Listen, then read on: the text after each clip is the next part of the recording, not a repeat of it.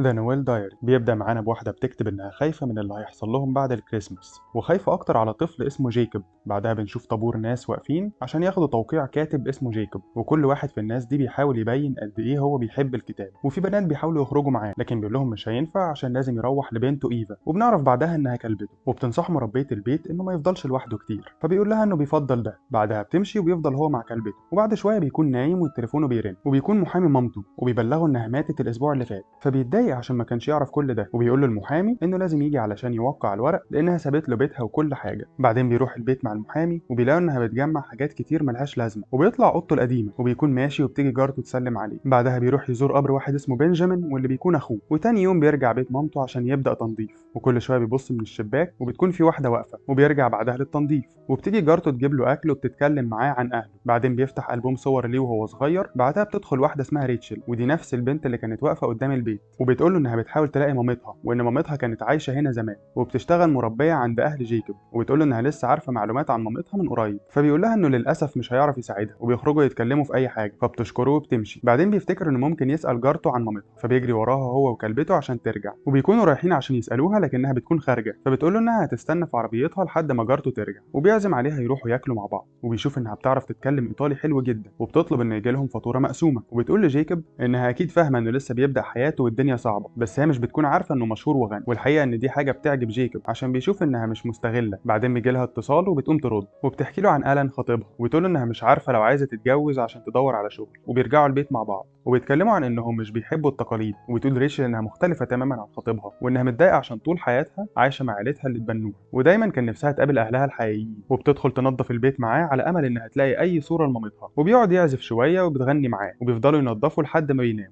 والصبح جيكوب بيسمع صوت جارته وبيروح لها، وبتقوله انها فاكراها لكن مش عارفه اسمها، وانها كانت صغيره، بس اللي اكيد عارف كل حاجه عنها هو ابو جيكوب. لكن جيكوب بيتضايق جدا عشان بقاله 35 سنه ما كلمش باباه ومستحيل يكلمه. بعدها بتقوله انها رايحه لباباه، ولما بيهدى بيقرر يروح معاه، وبيبداوا رحلتهم لبيت باباه. وعشان المكان بعيد جدا بيستخدموا خريطه وبيكونوا خايفين يتوه، وبتحكي له ان خطيبها متخانق معاه عشان ما كانش عايزها تسافر عشان فلوس البنزين. وبعدها بتقوله انها عرفت انه مشهور، وبيهزروا مع بعض. بعدها بيكونوا في بنزينه وبيقول لها انه عايز محفظته، وهي بتجيبها بيقع دفتر، فمن باب الفضول بتقرا فيه شويه، وبتحس ان مامتها اللي كاتباه، وبيقول لها انه لقى الدفتر ده في حاجه مامته. وفعلا احساسها صح، بتفرح جدا وبتبدا تقرا. وبنعرف ان مامتها كانت حامل من غير جواز لما كان عندها 17 سنه، واهلها اتبروا منها. بعدها راحت لاهل جيكوب واشتغلت عندهم، وبيحكي لها عن اخوه وانه مات بسبب انه كان بيحاول يتسلق شجره عاليه ووقع. بعدها بتمسك ايده وبيكملوا في طريقهم وبيكملوا قرايه. وبتقول مامتها ان في يوم كانت متضايقه جدا عشان وحيده، لكن جيكوب وهو طفل دخل حضنها وكانه حاسس انها زعلانه. بعدها ريتشل وجيكوب بيروحوا ياكلوا ويتكلموا عن علاقاتهم، وبيقرروا يباتوا في موتيل. بعدها بتروح بعيد عشان تكلم خطيبها، وبيسالها ايه رايها يعملوا حفله الخطوبه في مطعمها المفضل، فبتقول له انهم المفروض يستنوا شويه، وبتدخل تشتري اول كتاب لجيكوب. بعدين بيروحوا يتمشوا في المدينه ويشوفوا الاحتفالات قبل ما يناموا، وبيقعدوا يتفرجوا على فيلم مع بعض، وبيكون واضح ان في بينهم اعجاب. بعدين بيرجعوا الموتيل وكل واحد فيهم بيكون قاعد في اوضه، وبيسمعها بتقول حاجه، فبيروح يطمن لو كويسه، ومش عارف بالقصد ولا لا، بس بتسيب باب الاوضه مفتوح. ولما بيبص عليها بتكون قاعده تقرا كتابه. وتاني يوم بتقول له انها حبت الكتاب جدا وما نامتش عشان كانت بتخلصه. وفي الطريق بتكمل قرايه، وبتلاقي ان مامتها كانت عايزه تسميها انجيليكا، فبتكون عايزه تنزل تاخد نفسها وبتعيط، فبيحاول جيكوب يهديها، وبيكونوا هيقربوا من بعض. وفجاه كلبته بتشوف ارنب وبتجري وراه، لكن ريتشل بتزعق لها وبتسمع كلامها وبترجع، فبيرجعوا لطريقهم. واخيرا بيوصلوا لبيت باباه، فبينزل جيكوب يخبط على الباب لكن محدش بيفتح، فبيقعدوا يستنوا في العربيه. وتاني يوم الصبح بيسمع صوت خبط.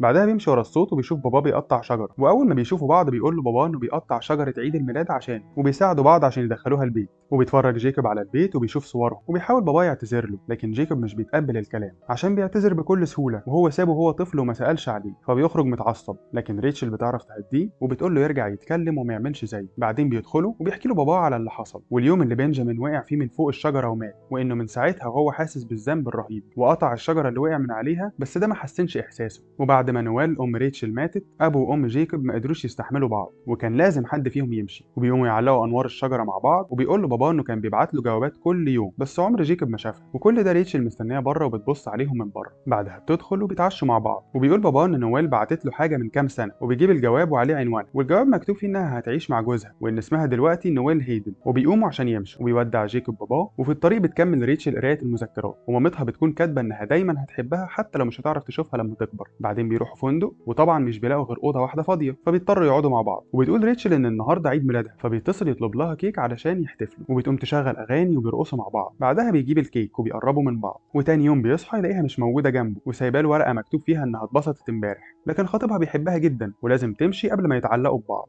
وإنها قررت مش هتروح لمامتها لأن من مذكراتها خلاص عرفت إنها بتحبها وإن عمرها ما هتنساه. بعدها بيقرر جيكوب يروح يزور نويل بنفسه، وبتكون شغالة ممرضة وبيقعدوا يعرفوا أخبار بعض. بعدين بيحكي لها عن بنتها ريتشل وإنه يعرفها وعايزها تعرف إنها بني آدمة عظيمة وإنها قرت مذكراتها. فبتبدأ نويل تعيط وبتشكره وبتطلب منه لو قابل بنتها تاني يقول لها تتواصل معاها لو عايزة. بعدين بنشوف ريتشل وهي قاعدة مع عيلتها اللي اتبنوها وبيتصل بيها جيكوب لكن مش بترد، وبيكونوا جايبين لها هدية بتعجبها جدا وبيسألوها عن ألان خطيبها بس بتغير الموضوع، وبيتصل جيكوب كتير فبتضطر ترد، وبيكون واقف بره الشباك لكن بتقول له انها مش هتخرج. فبيحاول يقنعها انها غيرته وانها اول واحده يسمح لها تدخل حياته، وبترجاها تثق فيه وتدخله، وبتعيط. وفي اللحظه دي بيجي ألان من وراه فبتقول لجيكوب انها مش بتحبه عشان يمشي. بعدها بيرجع بيته وهو حزين وبيرتب حاجه مامته، وبيلاقي كل الجوابات اللي باباه كان بيبعتها واللي مكتوب فيها قد ايه بيحبه وعايز يشوفه. بعدها بتيجي جارته تخبط عليه وبتعزمه على العشاء لكن بيرفض عشان لازم يسافر دلوقتي، وبتساله عن علاقته مع ريتشل فبيقول لها انها ما نجحتش، وبتكون رسمه بيتهم زمان بالشجره اللي قطعوها بعد ما اخوه مات وبتعجبه جدا. بعدين بيقفل البيت وبيخرج عشان يسافر، وفجأة بيشوف ريتشل واقفة الناحية التانية ومبتسمة فبيضحك لها وبيخلص فيلمنا هنا.